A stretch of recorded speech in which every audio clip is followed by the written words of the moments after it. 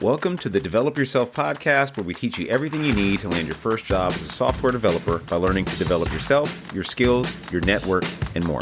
I'm Brian, your host. All right, today on the Develop Yourself podcast, I have Zubin, and I'm going to talk about something I've always wanted to ask him about that I can't believe I haven't asked him about off camera, really.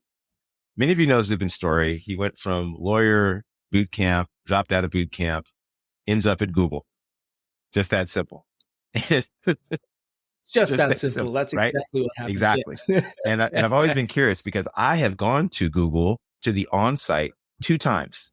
I failed miserably the first time, and I actually felt pretty good the second time. I still didn't get the offer, but it was always a mystery. I'm like, who are these geniuses cracking the Google interview? So today I want to talk about how you studied for Google interview, how you got the interview, the actual interview process, and a lot of the myths around interviewing that I think people need to hear, because there's a lot of bad advice, outdated advice, just things that aren't true for the majority of software developers. Like most of us study for these 1% of companies, like they're the 99% of companies, which I see as a big issue.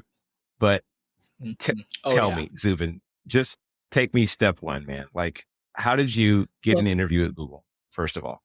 Come on, Brian, you can Google this. There is only one step. You do approximately 3.2 million LeetCode questions per week. That's it. I knew it. That's how I knew it. I knew this was what I was missing. Jeez. Show's over. Look, seriously, the short version is I optimized for Pareto's principle, the 20% that was likely to give me 80% of my outcomes, right? Okay. Now, that means nothing because that's a very fancy shorthand way of saying I did the few things that matter. The big thing is what matters. Mm-hmm. And here's something, I mean, I've talked about this on my interview with Clement Miliscu as well on Algo Expert, right? So Algo Expert was about a year or two then. LeetCode, old. It was a year or two old then. And LeetCode, I don't know, it was 5, 10, 15 years. I have no idea how old. But LeetCode was the dominant thing, right? Yep. You know, and still continues to be. In popular speaking, it's like, you know, LeetCode is kind of like the generic catch-all term for DSA, right? It's a brand, but it's become like this catch-all generic thing for talking about that. And in my interview with Clement, I said I did about 40% of what's there on Algo Expert. Not 100%, okay. Not even 80%. I did 40%. And I still managed to make it into Google. Now, right up front, this is not just about smarts, because I'm not particularly smart compared to the average Google applicant, okay? I also got lucky because on the day, all the people who are better than me didn't show up. Not that I don't even know if they applied. I just know that a lot of the world is smarter than me, and none of them seem to have showed up on that day. Maybe they didn't see the job listing. I don't know. But so much of this is luck, okay? And people say, all right, well, you know, you got lucky with this and that. Well, you know, I'm also not American. I'm not in the Bay Area. I was in Australia. I was born in India. Everybody's got luck, and this is how luck plays into a life.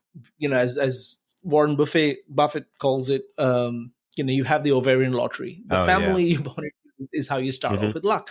So luck counts in everything. If you want to know the actual step-by-step process, do you want me to go through what I did? I've talked about this extensively on. I did a long article on FreeCodeCamp about this as well, and I did not focus on the technical stuff because, you know, my philosophy on this is the technical stuff is, you can't skip around it. It's the ticket to the done. Right? It's the table stakes. So I did a huge article on FreeCodeCamp on all the other stuff that makes the technical stuff come through almost automatically. Like it will come through, you know, but I can walk you through my thinking. Would that help? I would love to. Yeah, because I think for a lot of people, it's a bit of a mystery. Like they get an interview, right? And or they hear about a place like Google, Apple, Amazon, Netflix, Facebook, all the places that make up FANG, this acronym that basically encapsulates all the top, you know, 1% of engineering organizations in the world. And I want to go there. And then they do something like, I'm going to study 500 LeetCode problems, or they just blindly go on LeetCode. And obviously this doesn't work. If this did work, we'd have a lot more people getting in. The pass rate is something like less than 1% of people that apply are going to get in. Yeah. It's less than Harvard. Yeah. And people just generally have a really hard time with the interviews. You've beat it. And so, I'm curious, like, what was your approach at a high level to that? Okay, I have the interview coming up. How am I going to study the time period it took you? So I had a slight advantage in that because I grew up in India and I went to law school in the 90s, I knew that there were different types of intake systems. And this is where my analysis started off. What kind of intake system am I dealing with here, right? So at Google, like you said, it's DSA based. But it's not just about whether you can crack the coding interview. It's also about, can you fit into the team? Do you understand technology? Do you understand engineering? Do you have the right mindset and personality? Now, how do I know this is really important at places like Google? Is because I've been on the interviewing side at Google too. While I was there, I was interviewing, and I was trained a lot to be an interviewer and things like that, right? And so you see the emphasis that different companies, especially FANG, especially modern big tech, they place a lot of emphasis on more than just the technical skills. Okay. Does not mean that your technical skills don't have to be up to scratch. Again, it's a filtering stage, right? If it's a hard no at that, doesn't matter how great you are on other metrics, you're not going to make it. But if you're good enough at the DSA, and you've seen this in your interviews as well, whether at FANG or otherwise, you don't always have to smash the technical challenge out of the park. Yeah. You just have to be good enough to not raise red flags. Okay. You don't have to do the best thing. Is that fair to say? Oh, absolutely. I just had an interview where this was the case. I didn't actually complete it, or I completed it with significant help with the other engineer. And I have an offer, kind of a standing offer, and in the job I'm at currently, that's exactly was my experience. I did pretty well on the technical side, but I didn't knock it out of the park, you could say. Right. And so I would say, just from your own experience, let's examine that, because I think it is a template for other experiences, right? You're an engineering manager. Why do you think it was that you, despite needing help, and it sounds like a bad thing, but it may not be, it probably isn't. Despite so much collaboration with your interviewer, you still managed to get through, and you have the standing offer. From an engineering manager's point of view and a hiring manager's point of view, why is it important that that collaboration happen? Well, that mimics the actual experience of working with somebody, right? Exactly. It'd be one time I had a person I was interviewing, and they were actually doing pretty well, but I tried to offer them a suggestion, and they just kind of shut me up. And that was a massive red flag, because I'm like, it's great that you can code well. There's a lot of people that can code well, right? Like everybody that's going to come through, I expect that they can code their way out of a paper bag, or even code beyond that. That they can code at a better than average level. But you're right. Like if they are really difficult to work with and they can rot the team from the inside out, then what would be the benefit of hiring them? That's a hard no. Yeah, hard exactly. no. And also people perform differently in different interview circumstances. So you could have someone who's very good, given the time and the space, to solve the problem. But because of all the dynamics of an interview environment, there's a power asymmetry, there's a nerve, all of that. A good interviewer will be sensitive to that, and say, okay, this person is probably not performing well in these artificial lab kind of circumstances. Yeah, right. How do I tease it out of them? How do I figure out what they actually perform? Now, a good interviewer would do that. So that's one thing. The other thing is, you've done FANG interviews as well. What do you think was the surprisingly hardest thing for you in that experience, right? What was it unexpectedly hard for you? One of the hardest things was not using an actual programming language, like writing out the logic without a compiler to actually see if the code would run. The other hard part was the matching, the pattern matching. Like you get like an abstract problem, and then I felt like, if I understand the interview correctly, is to match it to some sort of common data structure or algorithm that you can then say, oh, this kind of fits into this, and explain the process, then work through it. So that sometimes is difficult. Like, for example, I chose to use some problem. I was like trying to do something with an array when it would have been much better as a linked list. And there's a two-step process too to the problems. I know at Google, where you're expected to get the answer correct, and then there's an additional step to the answer that you should get to. And I knew when I was failing at like the one or two interviews, when I'm like, I didn't do that second part of the question. But that was surprising. It's the whole, like, first of all, it was open too. That was a big surprise too. Like they kind of tell you what to expect. And knowing that I could kind of gauge myself when I was failing or doing well within the interview.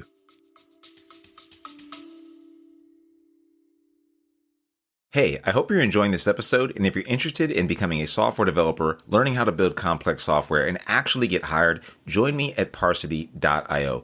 If you're serious about joining, just schedule a call with me by clicking the link in the show notes below.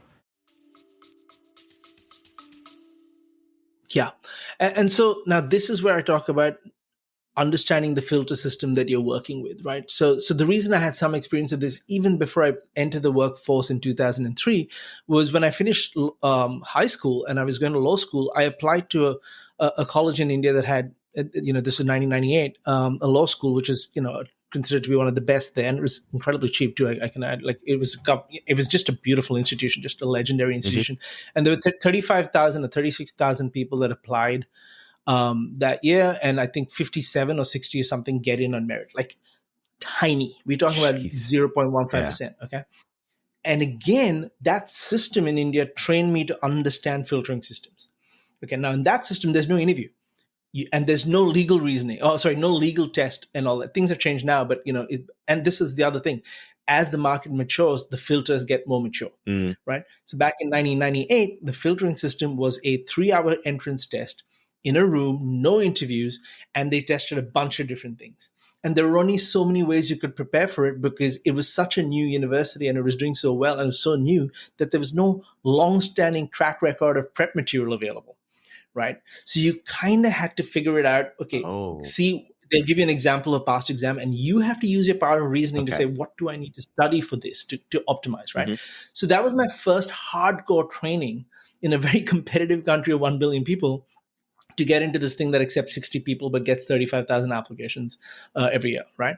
And that taught me the filtering process. There are different processes. Now, you mentioned something really important. You said in your coding interviews, what was surprising at the Google one, for example, was not using an IDE necessarily or a specific programming language, right? The reason that is surprising for most people is because they think, thanks to books like this, that there is only one interview. There you go. We've all got it. I've never read it. Yeah. Completely, never read it. Yeah. Pristine condition. Never read it. No dog ears, no nothing, right? And actually, it's not true. I read an online PDF for a little while, and that's when I realized, because I was just sitting there and I said, okay, let me start. And I had the book, and I never read it after I read the online PDF because no shade on the book. The book is fantastic. Yeah, right? An excellent book. The content is spot on from what little I could see. But I couldn't see how I could prepare from this with this. And by the way, and for those listening that aren't seeing it, the book we're talking about is Cracking the Coding Interview, by the way. It's a massive book. It's super famous. And we both have a copy of this in case you're listening to this and can't see us. And if you Google it, this is like the phrase. Okay, this was the first OG in the space about getting into big tech and fancy sort of tech companies. And, Gail McDowell, absolute trailblazer. Hats off to her for doing this book. It's genuinely a phenomenal book in terms of the quality of the content it has. Doesn't mean it's the right book for most people to prepare. It certainly wasn't the right book for me. I never prepared from it because I went through it and I realized that there is one challenge on this, which is it says cracking the coding interview. There's a hint in the title, and it treats all coding interviews as though they one time. Yeah, right. And I knew that filtering systems are different. In any interview I'd been in the law, in management, when I was interviewing people for my startup, filtering systems are vastly different, right? So I'm like, which type of coding interview is this preparing me for, right? And that was the first question. So when you said that it's surprising that you don't necessarily use an IDE, like when I was doing the Google interview, I used a Google Doc. Me too. So no syntax highlighted, no foreign, right? Exactly, right? So, and sometimes different interview processes can be different even in the same company, by the way. So if you don't understand the filtering system, how are you going to prepare? And I keep telling the students, at the Inner Circle program, and this is even before you and I joined Parsity and Inner Circle, but I've told my students, if you land up to a billiards tournament expecting to play snooker, you're not going to win. It may look the same. There are balls and a stick and a green felt tip table, but it's a different sport. Okay. So this is the problem that if you don't know the filtering system you're preparing for, you can't prepare. This is also why, Brian, I did not prepare for FANG out at the start. A lot of people are like, oh, I want to go straight to FANG. And I'm like, no way. First, I want to change my career. First, I want to be a software engineer, actually be inside the industry. Then I will have to have a separate plan for getting to FANG, right? And I had my learning to code and switching career coding plan was 1,000% different from my let's move to the US and aim for FANG. Oh, that's interesting, actually. I assumed 1,000%. it was wait, how did you apply? Yeah. I got on my bicycle. There's a Business Insider article about this, believe it or not, because I told them, I said I went old school. Okay. Hey, I hope you're enjoying this episode. And the reason why a lot of people listen to this show is because they want to become a software engineer. So maybe you went to a boot camp, or maybe you're just learning to code. And maybe you want to make this the year that you actually become a software engineer. If that's you and you have the time and the dedication and you're not looking for some get-rich-quick scheme, you should join Zubin and I for a very customized program where we take you from zero through hired with an intensely personalized custom roadmap that we will help you see through step by step to get interviews, pass interviews, and learn the skills that'll make you a professional grade coder. If you're serious and want to start working with us one-on-one, then schedule a call by using the show notes below or apply online at parsity.io/inner-circle. Now back to the episode. I was like, how did we do this before LinkedIn? Because LinkedIn really got big, 2013, 2014? That's right. Yeah. Humanity's been around since before 2014. How the heck did we get jobs, right? I'd been around in the workforce 11 years. I'd been in the workforce from 2003 onwards, right? My first gig was at the UN in Vienna. There was no LinkedIn then. You had to do hustle to get opportunities. I was in India and I got a role in Vienna. Hustle. Oh, right? wow. Yeah. So, and this is 2002, 2003. So, you learn how to actually go and pound the pavement. So I got on my bicycle. I identified companies that had, and a lot of them were agencies that had high attrition and lots of work. Smart. Yeah. And you picked these places out. You said, these are places that are ripe for me to come in. And they're looking for me. Yeah. It's right. not just me looking for them. They're looking for me. Yeah, that's right. Now, how did I know how to do this? Because of my startup that failed, right? You want to be marketing your product in a place where there's demand. There's an old marketing saying, put your product in the way of demand. Don't go and try and create demand for it. Find the existing demand and put yourself in the way. Makes sense, right? Absolutely. So that's what I did. And then I also looked at very high-risk startups, because high-risk startups have a lot of urgency, a lot of excitement. There's a risk appetite there. And choosing someone with no background is a risky move. So you need people who are already taking risks, one. Two, they're taking risks, but then nobody wants to take a risk on them. So established software engineers don't want to join a high-risk, tiny-ass startup. This is true, yeah. So now we have a demand problem for them. They've got a demand that's not being easily supplied. Hello, I'm willing to take a risk on you if you're willing to take a risk on me. Damn. Right? Yeah. Too much. So I just had to think like an entrepreneur and an analytical person would. And I got all four of the offers, and I chose the one with the startup. Now, why did I choose the one with the startup? The other one was agency work, which is time billing work. I'd done that for much of my legal career. I'm like, I don't want that. The pressures and dynamics of that are very different. Mm-hmm. And there's a lot less control over product, right? So again, all of this because I was 38 and I knew a bunch of things about how the world works. That's the only reason I was able to make these decisions, right? And now I teach my students how to do this. Anyway, so then I joined the startup. That was great. And then halfway through the startup, I said, okay, I've done this.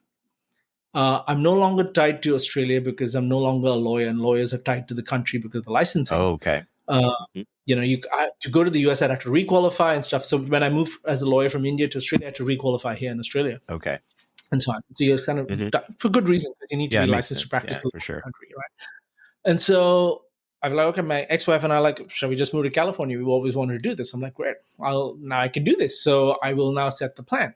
And I spent 3 months researching and 6 months studying.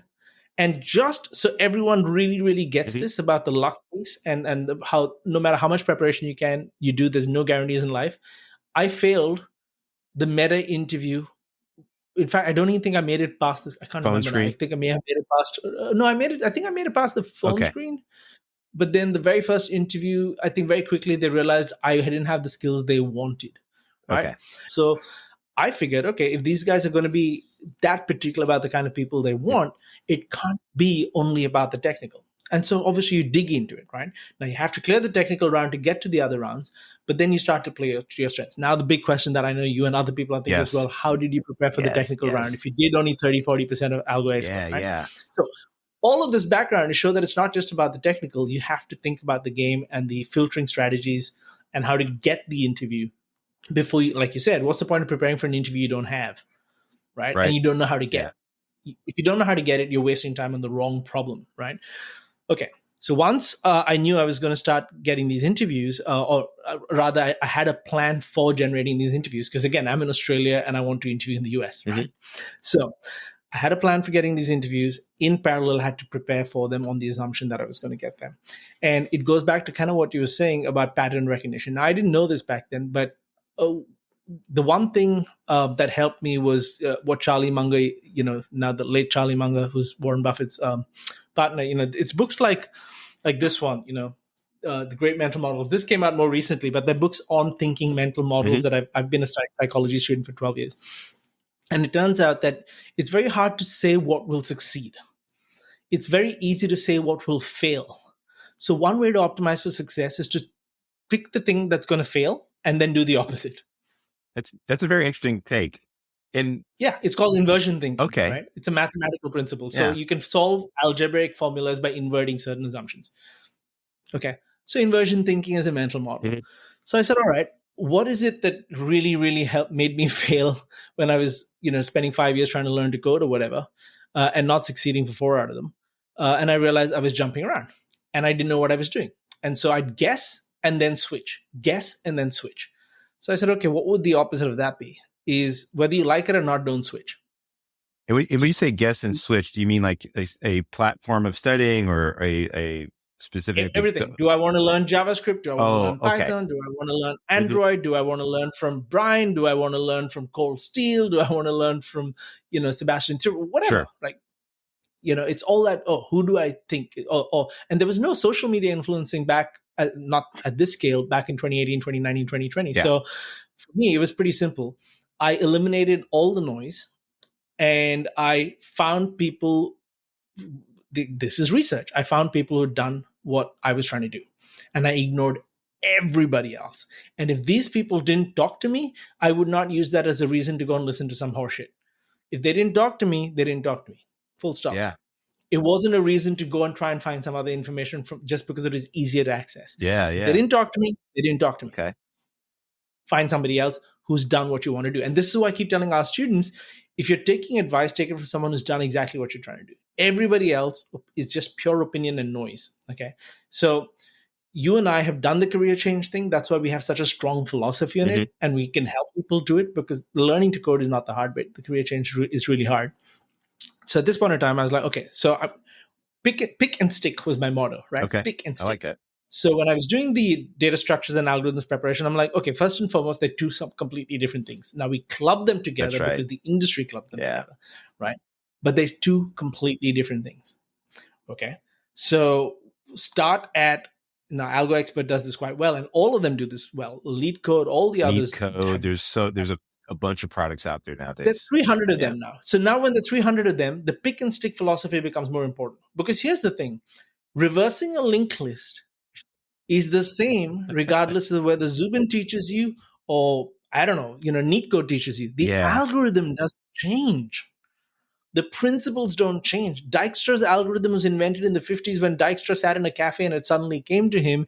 It does not change. Yeah. It is the same thing whether you do it off YouTube or you do it off data structures. By the way, it's the same principle for Python, right? So everything in this book is exactly what's there in the manual, in the official docs. Oh, in the official exactly Python documentation. Yeah, right. Okay. Yes. Yeah. Any YouTube video will not be violating stuff that says in this. Why? Because Python is the language. It's got rules and the transpiler has to follow those rules. And so Python is Python, regardless of who you learn it from. Just like the English that Zubin will teach or the letters of the alphabet in Zubin's English alphabet is the same as Brian's English alphabet. It cannot change based on the teacher. Better not change. Right. So pick and stick was my philosophy. So I started with Algo Expert and I said I will refuse to change. And I also stayed off the free things. Here's why. Psychologically, again, because of my interest in psychology, I know this, you are more likely to follow through on things that you paid for than the things you don't, even if it's the same. Oh, yeah. I think people know this intuitively, but maybe not, because I've kind of figured this out. I'm like, I've tried to give away stuff for free and I realized barely anybody even like takes it, goes through it or anything. The moment people pay for it, they're much more likely to engage with it. And I'm in the same way. We all are. I mean, that's, you know this, I guess, better than all. I don't know much about human psychology, but I just knew this intuitively. Like, if I pay for something, I'm going to feel more obligated to do the thing. And I think some of us get it intuitively because we've had the opportunity to observe it in ourselves. And we're like, this seems to be like a human thing. But I think there's so much noise on social media these days. Like this decade is crazy. And especially after COVID, people have gotten completely addicted to their feeds. Yeah. And I think people just don't have the space to reflect on their own actions. And, everything's free. Yeah. So pick and stick. It'll take the time it takes. And the third thing is consistency. Do it whether you feel like it or not, which is what we tell our students today. Right. Yeah. Now, you can only do this if you know yourself really well. So I know when I'm stressed at work, I am less likely to be motivated by my dreams. Mhm. On a good day, I'm motivated by everything. Yeah. Right. So one of my favorite principles was from, I forgot her name, Natasha something, but is you can quit on any day as long as it's a good day. I like that. One of my favorite maxims It in took me a life. minute Right? to think about that. That's a good one. Pick and stick, or inversion thinking. These are small ideas. Yeah, these are right? tiny you little can get from pivots that make a massive change. over life. Yeah, They absolutely. can change your entire life. Yeah. A single idea can change your entire life. Right? How much is that worth? You combine all these things together. You invest your time, you invest your money, you invest your attention. You do the opposite of things that fail, because you'll never know what actually succeeds. That's not knowable. But you know what fails. Do the opposite. I know that driving a motorcycle when completely drunk, I don't even drink, but if I were to drink, driving a motorcycle when completely drunk is a high odds of death scenario. Yes. All I've got to do is do the opposite. Does that mean I'm never going to die in a road accident? No. But it just dramatically increases my odds of staying alive. yeah, right. Okay. That's inversion thinking. Do the the thing that doesn't work, do the opposite.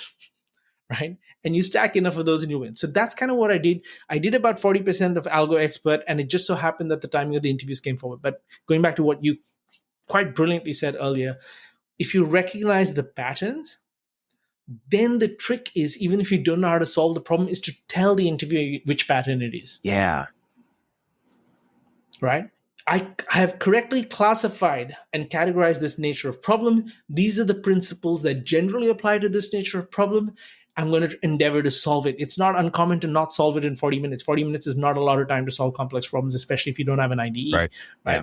And even if you do, it could be, and you're nervous, and there's, I've been on coding interviews where I'm coding live, and somebody's, I can hear them breathe in my cans, right? And we're going live for 2 hours, and I know they're looking over my shoulder on the screen, so to speak. Yeah. Right? So that stressful. So yeah, it's hard. Yeah. And so controlling your psychology, I've worked very hard on psychology because Michael Jordan, one of them said, right, it's very, no matter how much practice you have, if you let your mind get away from you on the court, you will lose. Right? Why do presidents, sports people, CEOs have mindset coaches? Because how you think in the moment of heat. Yeah. Heck, ask any cop in the street; they'll tell you this. Right? Oh yeah. How you think in the moment of heat is going to decide everything in that moment. So if you're going to choke up in the interview, which is natural, that's a psychology principle. That's not a coding thing. Right? It took me forever to realize that, actually. Yeah, that was a big thing for me. I've had panic attacks, if I'm being, to be honest, since I used to drink a lot. And when I stopped drinking, they dramatically decreased. But they still come up sometimes. And I'm also caffeine sensitive, which I didn't realize. Yeah. So I have this high caffeine sensitivity. Went to an interview and I have a full blown panic attack during the interview. And I have to tell the person I thought I was having a heart condition, because I have had a heart condition. So anyway, all these things are happening. So you actually have racing heart, palpitation, shortness of breath, all of that. Yeah. And I've been to the hospital before for an actual heart thing. So it's even more, because then you're thinking, wait, is it my mind or is it real? Or is this really and so I'm freaking out of this phone call. I have to tell the person, hey, I'm really sorry. I have to compose myself. And I'm thinking I've blown it, right? The interview's over. I luckily get the job, but it taught me a lot about going into an interview. One, for me, don't have caffeine before the interview. Two, understand what's going to be asked. And then three was, doing a lot of practice, because I realized, maybe similar to what you said, is that I realized that why is an interview unique? Because it's unique. It's not something you normally do. If I skydived every day, it would be boring, because I would do it every day. Yeah. How do I make an interview boring? And I want to desensitize myself to it. So I would just do them all the time. And I still kind of follow that philosophy. 1,000%. How did you get over your nerves? For you, I mean, everybody has nerves. I suspect you're much more calm than I am under pressure, but what did you do to prepare mentally for these interviews as well? I think I just detached from the outcome, and this is my spiritual belief, but I'm a big fan of something called the Bhagavad Gita, which is this old Indian spiritual text, but it's sort of religion agnostic, but it comes from the Hindu tradition. But it's about the fact that we control so little, right? And accepting that. and accepting that that's true for everybody. It's not like your competitor controls more than you. It looks like that, but it's not true. A lot of things we just can't control. And one of the key factors we can't control on the day, there are two factors. We can't control what interviewer we get. Actually, there are three. We can't control the interviewer we get. Yeah. We can't control the question they choose to ask. And we can't control the competition that shows up. Now, when you think about it, that's 90% of what the interview is about. Yeah. What does that leave? It leaves you. Yeah, you're right. The only thing you can attempt to control is your prep, to the best of your ability, your performance in that moment, and then how you handle the fallout, both the success and the failure, right? And the failure is just one. So before sort of we close this topic out, I want people to realize this. I had applied as a lawyer to Google 2 or 3 times and never got in. Didn't get interviews in my profession. And I was in one of the top law firms in the world. I then applied randomly as a product manager after I'd left the law and I was doing the startup thing. And I got through, I think, maybe the penultimate one, maybe not the final, I think the penultimate one. But I had no product management experience. I just had an MBA behind me, right? And my startup. And then when it came to engineering, got it the first try. Here's why. Now, okay, I applied in 3 completely different professions. Yes, for sure. And weirdly, the one that I had was most qualified for, I got 0 runs. And the ones that I was kind of qualified for, I got somewhere. And then the one that I really intentionally set my goal to. So, a couple of things. The average person in a FANG company who's in a FANG company has applied, I think, if I'm not mistaken, the stat is 3.6 times. Yep, I've heard this. And typically they benched after they don't succeed. So 3.6 times is 4 years. Because typically you're made to wait out 12 months, 6 to 12 months, but usually 12 months before you can try again if you didn't make it through an interview round. Okay, right. So 3.6 means 4 years of waiting. Okay, that kind of accords with my journey because, okay, over 8 years, I tried 4 or 5 times, whatever, fine. Every time you get rejected, and this is what do we teach our students? You're going to fail, so make use of it. You're going to fail, so make use of it. Don't waste a good failure. Yeah, right? For sure. Just don't waste a good failure. Get better every time.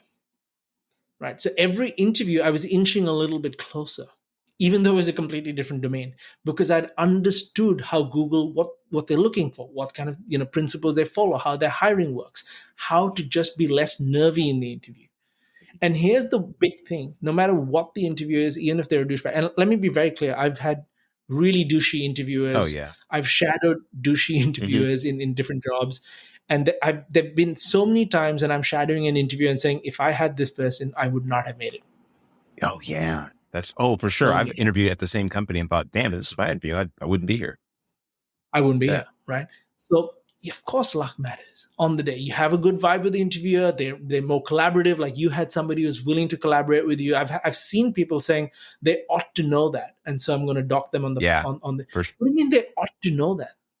It's so subjective and it's so subjective. And I think once you get out of big tech, you see that there's way less formality in the structure of the interview. It's like, I think people think that everybody has like traditional style or people are coming up with these like really formal rubrics on grading people. And it's sometimes it's just some dude. They're just like, yeah, here's how we're going to interview.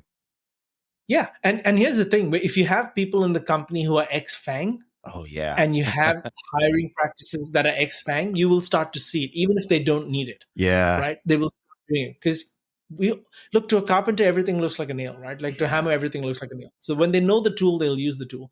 So that's another thing. You got to figure out who in the company, how the hiring process in the company has evolved. And if you don't do the due diligence and understanding how the hiring works, you can't prepare. You'll end up at the billiards tournament expecting to play snooker, and then you're in trouble. Right. And I've counted 9 to 14 different types of coding interview. If you don't even know what type of coding interview you're preparing for, how are you preparing? Like baseball and cricket both involve bats and balls, vastly different games.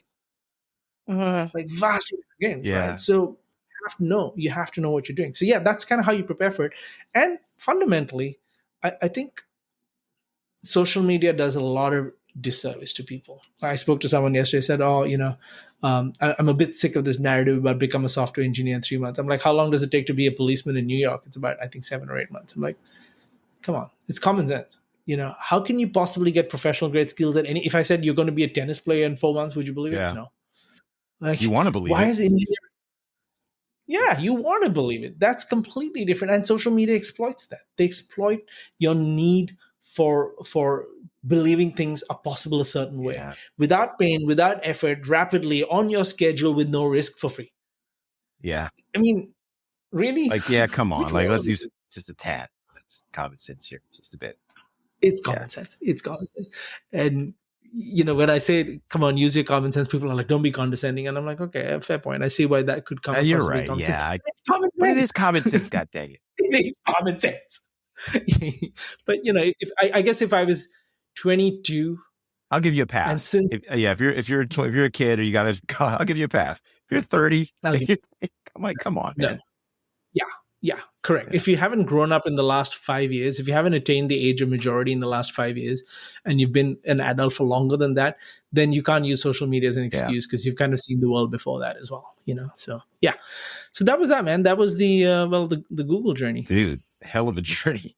And thank journey. you for sharing that, because a lot of this was not information that I thought about. Like, I was thinking purely technical, but I think you're right. There's so much information about the technical portion that all of this is what people probably need to hear a lot more of. And I know you have some articles too, if people are really interested in the technical portion, and they'll be pinned to this episode as well if you want to check it out. Yeah, and the technical portion has been covered ad nauseum. So Yeah. if you pick and stick, you'll be fine. Like, it's the same thing, right? It's ABCD, whether you learn it from me or Brian or anyone else.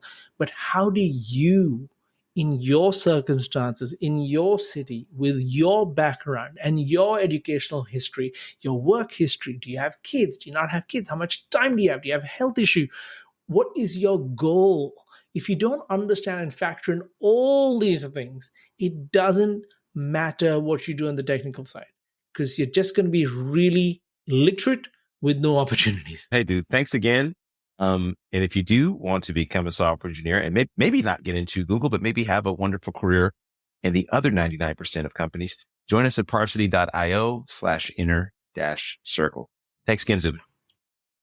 Thank you, Brian. That'll do it for today's episode of the Develop Yourself podcast. If you're serious about switching careers and becoming a software developer and building complex software and want to work directly with me and my team, go to parsity.io. And if you want more information, feel free to schedule a chat by just clicking the link in the show notes. See you next week.